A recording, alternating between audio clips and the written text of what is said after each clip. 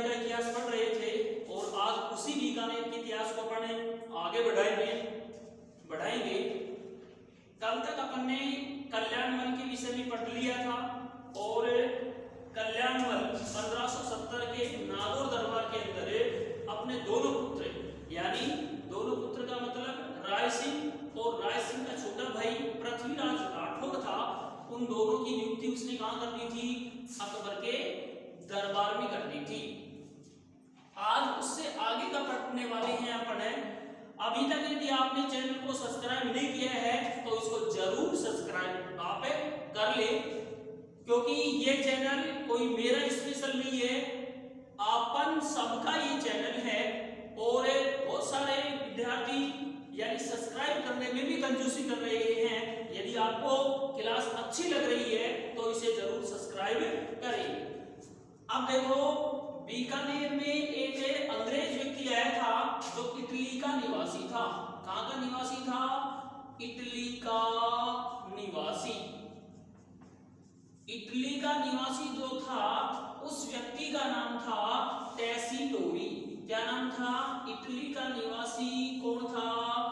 टेसीटोरी। ये एक अंग्रेज का नाम है, ध्यान रखना, जिसका परीक्षा में प्रश्न पूछा जाता है। टेसीटोरी ने बीकानेर में रहकर, टेसीटोरी ने बीकानेर में रासो साहित्य पर खोज की थी। रासो साहित्य पर खोज की थी। ये अपने से एग्जाम में पूछा जाता है कि किस अंग्रेज व्यक्ति ने बीकानेर में रहकर के रासो साहित्य पर खोज की, तो उसका उत्तर क्या होगा? टेसीटोरी होगा, जो कहां का निवासी था? इटली का निवासी था। इस टेसीटोरी ने पृथ्वीराज राठौर को, किसको? पृथ्वीराज राठौर को डिंगल का हैरोज कहा था। क्या कहा था? डिंगल का हैरोज कहा था। ये परीक्षा में पूछा जाता है कि डिंगल का हैरोज किसे कहा जाता है, तो उसका उत्तर होगा बीकानेर का शासक पृथ्वीराज राठौर, जिसको डिंगल का हैरोज कहा जाता है। कल आपको बताया था कि पृथ्वीराज राठौर ने गागरोन दुर्ग में रहकर के और वेली किशन रुक्मणी ख्यात नामक एक महत्वपूर्ण पुस्तक लिखी थी। और वेली किशन रुक्मणी ख्यात जो पुस्तक है वो काफी महत्वपूर्ण पुस्तक मानी जाती है, उसी को पांचवा वेद कहा जाता है। तो इसी को डिंगल का क्या कहा जाता है? हैरोज कहा जाता है। इस टेसीटोरी का देहांत भी कहां हुआ था? बीकानेर में हुआ था, ध्यान रखे। कहां हुआ था? बीकानेर में। और इस टेसीटोरी का स्मारक भी कहां बनाया गया? स्मारक बनाया गया बीकानेर में। और इसका जो स्मारक बनाया गया था वो किसके द्वारा बनवाया गया था? गंगा सिंह ने इसका स्मारक बनवाया था। किसने बनवाया था? गंगा सिंह ने। तो ये आप अच्छी तरीके से याद रखें। देखो, इटली का निवासी कौन है? टेसीटोरी है। ध्यान रखें अच्छी तरीके से कि इटली का निवासी टेसीटोरी था। इस टेसीटोरी ने बीकानेर में रहकर कौन से साहित्य पर खोज की थी? तो रासो साहित्य पर खोज की थी, ध्यान रखना। और इस टेसीटोरी ने बीकानेर के शासक पृथ्वीराज राठौर को डिंगल का क्या कहा था? हैरोज कहा था। बहुत अच्छी तरीके से ध्यान रखें कि डिंगल का हैरोज किसे कहा जाता है, तो उसका उत्तर होगा पृथ्वीराज राठौर। इस टेसीटोरी का जो इटली का रहने वाला था, इसका देहांत भी ध्यान रखें बीकानेर में ही हो गया था, इसलिए बीकानेर में टेसीटोरी का स्मारक बनाया गया था। और आपसे पूछे कि टेसीटोरी का स्मारक कहां स्थित है, तो बीकानेर में। और स्मारक बनवाया किसने था? गंगा सिंह ने बनवाया था, जो आगे चलकर के अपन बीकानेर के इतिहास में गंगा सिंह पढ़ेंगे। उसके बाद में देखो, राय सिंह कल्याणमल के बाद में बीकानेर का शासक बना था। कौन शासक बना था? राय सिंह। और राय सिंह को ध्यान रखना, इस राय सिंह को 1570 के नागौर दरबार में, कौन से दरबार में, नागौर दरबार में किसके पास भेजा गया था, अकबर के पास भेज दिया गया था। ये अच्छी तरीके से ध्यान रखें कि 1570 में अकबर ने नागौर दरबार का आयोजन किया था और उस नागौर दरबार के अंदर कल्याणमल जो राय सिंह का पिता था उसने अकबर की अधीनता स्वीकार कर ली थी और इसकी अधीनता स्वीकार करने के बाद में इस राय सिंह को अकबर की सेवा में भेज दिया गया था। राय सिंह था, इस राय सिंह को अकबर के द्वारा सर्वाधिक मनसबदारी दी गई थी, सर्वाधिक मनसबदारी दी गई थी। आपसे एग्जाम में पूछे कि बीकानेर के किस शासक को सबसे ज्यादा अकबर मनसबदारी दिया था, तो उसका उत्तर क्या होगा, राय सिंह होगा। अच्छी तरीके से ध्यान रख लेना। लेकिन यदि आपसे पूछा जाए कि अकबर के द्वारा पूरे राजस्थान में सबसे ज्यादा मनसबदारी किसे दी गई थी, तो उसका उत्तर होगा आमेर का शासक मानसिंह फर्स्ट, जिसको 7000 की मनसबदारी दी गई थी।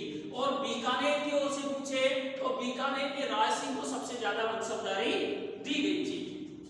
उसके बाद में आपको मालूम होगा इस राय सिंह को अकबर 1562 में, कब 1562 में नागौर का प्रशासक बनाया था, नागौर का प्रशासक बनाया था। ये भी एग्जाम में पूछा जाता है। अभी तक जो पढ़ा दिया उसमें सबसे महत्वपूर्ण लाइन है ये सबसे महत्वपूर्ण लाइन है, क्योंकि अकबर ने नागौर पर आक्रमण कब किया था, 1562 में किया था। और 1562 के अंदर वहां नागौर का शासक जयमल था, ध्यान रखना। और जयमल उसकी अधीनता अकबर की अधीनता बिना स्वीकार किए हुए ही वो मेवाड़ के शासक उदय सिंह के पास आ गया था। तो नागौर किसके अधिकार में आ गया, फिर अकबर के अधिकार में आ गया। और अकबर तो नागौर में रह नहीं सकता था क्योंकि वो तो बड़ा राजा था। इसलिए ध्यान रखना 1562 में अकबर इस राय सिंह को नागौर का प्रशासक नियुक्त किया था। और ये एग्जाम में पूछा जाता है कि नागौर का प्रशासक अकबर किसे नियुक्त किया था, तो उसका उत्तर होगा बीकानेर का राय सिंह। उसके बाद में देखो इस राय सिंह ने जूनागढ़ दुर्ग बनवाया था। कौन सा दुर्ग बनवाया, जूनागढ़ दुर्ग बनवाया। और जूनागढ़ दुर्ग कहाँ स्थित है, बीकानेर में स्थित है। बीकानेर यदि अपन घूमने के लिए चलते हैं तो जूनागढ़ बिना देखे वापस नहीं आते यहाँ पर, क्योंकि जूनागढ़ बीकानेर शहर में ही स्थित है। और इस जूनागढ़ के सामने जयमल और फत्ता की क्या लगवाया था, ये मूर्ति बनवाया था। क्या बनवाया था, मूर्ति बनवाया। जयमल और फत्ता, ध्यान रखना, मेवाड़ के उदय सिंह के दो सेनापति थे। और अकबर भी जयमल और फत्ता की वीरता से काफी प्रभावित हुआ था। तो अकबर ने तो जयमल और फत्ता की मूर्ति बनवाई थी आगरा में। कहां बनवाई थी, आगरा में। और राजस्थान में केवल जयमल और फत्ता की मूर्ति कहां पर मिलेगी आपको, जूनागढ़ दुर्ग के सामने।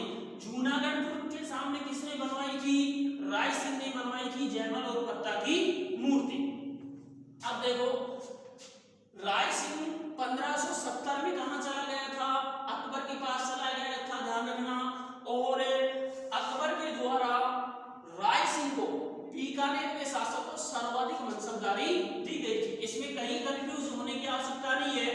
यदि राजस्थान की ओर से प्रश्न पूछा जाए कि राजस्थान के किस शासक को सर्वाधिक मनसबदारी दी गई थी अकबर के द्वारा, तो उसका उत्तर आमेर का राजा मानसिंह प्रथम होगा, जिसको 7000 की मनसबदारी दी गई थी। लेकिन बीकानेर का यदि पूछ लिया जाए कि बीकानेर के किस शासक को सर्वाधिक मनसबदारी दी गई, तो उसका उत्तर राय सिंह होगा। उसके बाद अकबर था जो 1562 के अंदर नागौर पर आक्रमण किया था। और आक्रमण करने के बाद नागौर को उसने जीत लिया। तो जीतने के बाद उसका नया जो प्रशासक बनाया गया था 1562 में नागौर का प्रशासक राय सिंह को बनाया गया था। ये ही राय सिंह में सबसे महत्वपूर्ण प्रश्न है आपसे पूछा जाएगा कि अकबर नागौर का नया प्रशासक किसे बनाया था या नागौर की जिम्मेदारी किसे सौंप दी थी 1562 में, तो उसका उत्तर होगा बीकानेर का राय सिंह। राय सिंह के द्वारा बीकानेर में जूनागढ़ दुर्ग बनवाया गया था। ध्यान रखना, जूनागढ़ दुर्ग कहाँ स्थित है, तो बीकानेर में स्थित है। और इसके सामने जयमल और भट्टा की क्या बनवाई गई थी, मूर्ति बनवाई गई थी। उसके बाद में जयमल और राय सिंह के बाद में जो शासक बना था, ध्यान रखना, राय सिंह के बाद में अनूप सिंह शासक बना था। कौन शासक बना था, अनूप सिंह। अनूप सिंह का भी एग्जाम में प्रश्न पूछा जाता है और अनूप सिंह का क्या प्रश्न अपने से पूछा जाएगा कि इस अनूप सिंह को विद्वानों का जन्मदाता कहा जाता है। विद्वानों का क्या कहा जाता है, जन्मदाता कहा जाता है। ये ही अपने से एग्जाम में बहुत बार पूछता है कि बीकानेर के किस शासक को विद्वानों का जन्मदाता कहा जाता है, तो उसका उत्तर क्या होगा, अनूप सिंह होगा। ध्यान रख लेना अच्छी तरीके से। उसके बाद में इस अनूप सिंह ने अनूपगढ़ बनवाया था। क्या बनवाया था, अनूपगढ़ दुर्ग बनवाया था। और ये अनूपगढ़ दुर्ग भी कहाँ स्थित है, बीकानेर में स्थित है। ये भी कहाँ स्थित है, बीकानेर में स्थित है। तो अनूप सिंह की ज्यादा बात याद नहीं रखनी है, अपने को केवल दो बात याद रखनी है कि बीकानेर के किस शासक को विद्वानों का जन्मदाता कहा जाता है, तो उसका उत्तर होगा अनूप सिंह। और अनूपगढ़ कहाँ स्थित है, बीकानेर में स्थित है। और अनूपगढ़ किसने बनवाया था, अनूप सिंह के द्वारा ही बनाया गया था। माही भराती के नाम से भी अनूप सिंह को जानते हैं। ध्यान रखें, किस नाम से, माही भराती के नाम से अनूप सिंह को ही जाना जाता है। उसके बाद में 1818 के अंदर, ध्यान रखें, 1818 के अंदर सूरत सिंह शासक था। सूरत सिंह ने EIC के साथ क्या कर ली थी, सहायक संधि कर ली थी।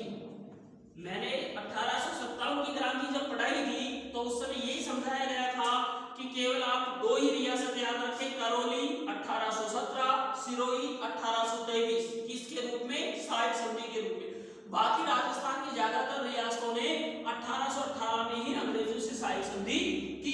तो आपसे पूछा जाए कि बीकानेर के किस शासक ने, EIC का मतलब है ईस्ट इंडिया कंपनी, जो 31 दिसंबर सन 1600 को भारत आई थी। कब आई थी, ये भी पूछा जाता है। ध्यान रखना कि ईस्ट इंडिया कंपनी भारत कब आई थी, तो ईस्ट इंडिया कंपनी का गठन, ध्यान रखना, 31 दिसंबर सन 1600 को हो गया था। तो इस ईस्ट इंडिया कंपनी के साथ सहायक संधि करने वाला बीकानेर का शासक पूछा जाए तो कौन था, सूरत सिंह था, जिसने 1818 में ही क्या कर ली थी, सहायक संधि कर ली थी। उसके बाद में देखो 1857 की क्रांति के समय, 1857 की क्रांति के समय बीकानेर का जो शासक था उसका नाम था सरदार सिंह। क्या नाम था, सरदार सिंह। ये बीकानेर का शासक था। ध्यान रखना, 1857 की क्रांति के समय बीकानेर का शासक सरदार सिंह था। और इस सरदार सिंह ने क्रांति में अंग्रेजों का साथ दिया था। किसका साथ दिया था, अंग्रेजों का साथ दिया था। ध्यान रखना, साथ दिया। और सरदार सिंह को अंग्रेजों ने 41 गांव उपहार में दिए थे। अंग्रेजों ने कितने गांव, 41 ग्राम उपहार के रूप में दिए थे, उपहार के रूप में दिए थे। सरदार सिंह ही राजस्थान का एकमात्र ऐसा शासक था जो, वैसे राजस्थान के बहुत सारे शासकों ने क्रांति में अंग्रेजों का साथ दिया था, लेकिन सरदार सिंह एकमात्र ऐसा शासक रहा था जो, ध्यान रखना, इसे अपनी सेना की टुकड़ी राजस्थान से बाहर भी भेजा था अंग्रेजों की सहायता करने के लिए। तो सरदार सिंह ने अपनी सेना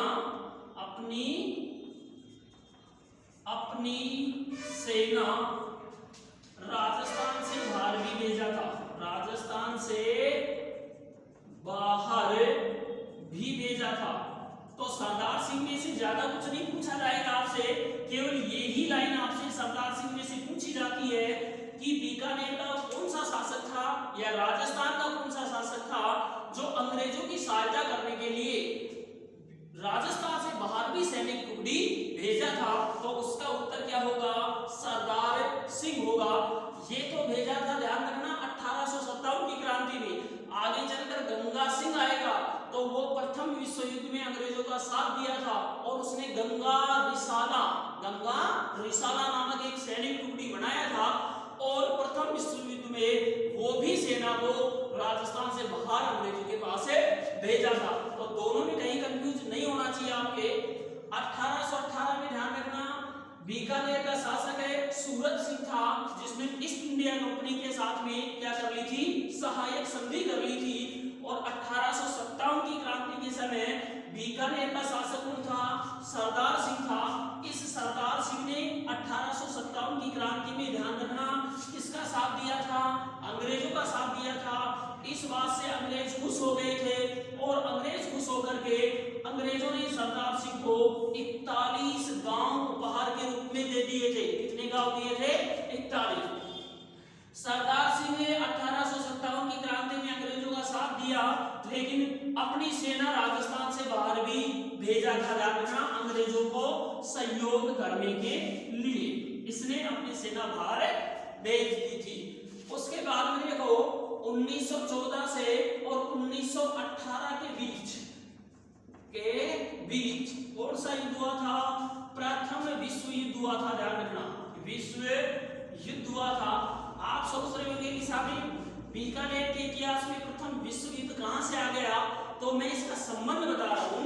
यहाँ बहुत सारे क्वेश्चन आपसे पूछे जाने वाले हैं। 1914 से 1918 के बीच जो प्रथम विश्व युद्ध हुआ था, प्रथम विश्व युद्ध के समय बीकानेर का शासक, कहां का शासक है, बीकानेर का शासक। तो बीकानेर का जो शासक था प्रथम विश्व युद्ध के समय, उसका नाम था गंगा सिंह। क्या नाम था, गंगा सिंह नाम था। और गंगा सिंह इतना महत्वपूर्ण शासक था, गंगा सिंह, ध्यान रखना, नरेंद्र मंडली का प्रथम चांसलर बना था। गंगा रिसाला नामक सैनिक टुकड़ी इसने बनाई थी अंग्रेजों के लिए जो हार गई थी। उसके अलावा गंगा सिंह द्वितीय गोलमेज सम्मेलन लंदन में हुआ था 1932 में, उसमें भी ये भाग लेने वाला शासक था। गंग नहर भी इसके द्वारा बनाई गई थी और इसी को राजस्थान का भागीरथ कहा जाता है। ये सारे प्रश्न अपने को गंगा सिंह में से मिलने वाले हैं। तो देखो 1914 से 1918 के बीच में कौन सा युद्ध हुआ था, पहला विश्व युद्ध हुआ था। और इस विश्व युद्ध के समय बीकानेर का शासक किसे बनाया, कौन बना था, गंगा सिंह। अब मैं गंगा सिंह के बारे में आपको बता रहा हूं। देखो गंगा सिंह, ये गंगा सिंह बहुत ही इंपोर्टेंट शासक है, ये बीकानेर में ध्यान रखेंगे। तो अपन लिखेंगे गंगा सिंह ने युद्ध में, यानी प्रथम विश्व युद्ध में अंग्रेजों के पास में, किनके पास, अंग्रेजों के पास गंगा रिसाला सैनिक टुकड़ी भेजी थी, सैनिक टुकड़ी भेजी। ये ही परीक्षा में पूछा जाता है, ध्यान रखना, कि गंगा सिंह ने कौन सी सैनिक टुकड़ी अंग्रेजों के पास पहले विश्व युद्ध में भेजी थी, तो उसका उत्तर क्या होगा, गंगा रिसाला होगा। रट लेना अच्छी तरीके से। और गंगा सिंह जो बीकानेर का शासक था, वो गंगा सिंह नरेंद्र मंडली का, कौन सी मंडली का, नरेंद्र मंडली का प्रथम चांसलर था। प्रथम क्या था, चांसलर था। ये भी एग्जाम में पूछा जाता है, नरेंद्र मंडली का प्रश्न आता रहता है, ध्यान रखें। तो आपसे पूछा है कि नरेंद्र मंडली का प्रथम चांसलर कौन था, तो उसका उत्तर तो गंगा सिंह होगा। लेकिन नरेंद्र मंडली की स्थापना कब की गई, तो उसका उत्तर होगा 1921। और 1921 में अलवर का शासक, कहां का शासक है, अलवर का जयसिंह जो राजा था, उसने नरेंद्र मंडली की स्थापना की थी। ये बहुत अच्छी तरीके से याद रखना। जो भी मैंने दोनों बात बताई अभी तक काफी महत्वपूर्ण है। गंगा सिंह अंग्रेजों के पास गंगा रिसाला नामक सैनिक टुकड़ी प्रथम विश्व युद्ध में भेजा था, ध्यान रखना। और गंगा सिंह नरेंद्र मंडली का प्रथम चांसलर भी बना था। नरेंद्र मंडली क्या थी, इसकी स्थापना कब हुई, तो 1921 के अंदर इसकी क्या हुई थी, स्थापना हुई थी। और नरेंद्र मंडली की स्थापना 1921 में की किसने थी, तो अलवर का राजा जो जयसिंह था उसने इसकी स्थापना की थी। इसे गंगा सिंह ने 1919 में जो वर्साई की संधि हुई थी इसमें भाग लिया, वर्साई की संधि में भाग लिया था। और गंगा सिंह ने 1931 के दूसरे गोलमेज सम्मेलन में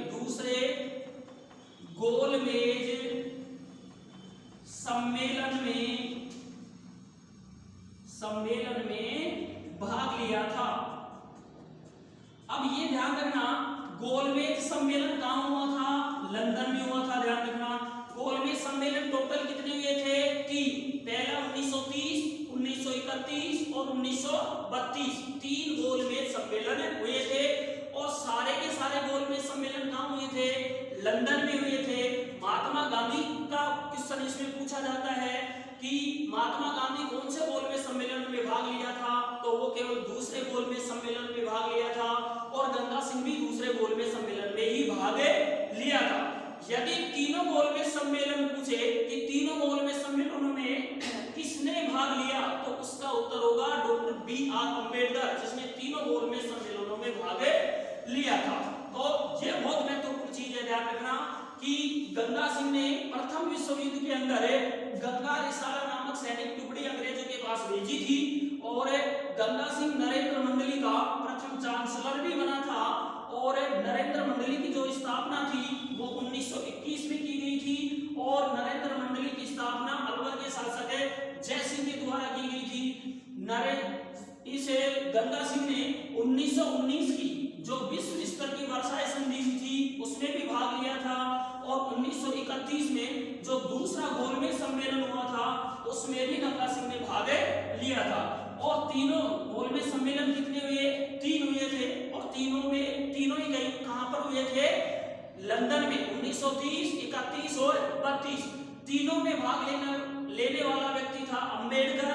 और दूसरे में महात्मा गांधी और गंगा सिंह भी भाग लिया था। इस गंगा सिंह ने 1922 से और 1927 के बीच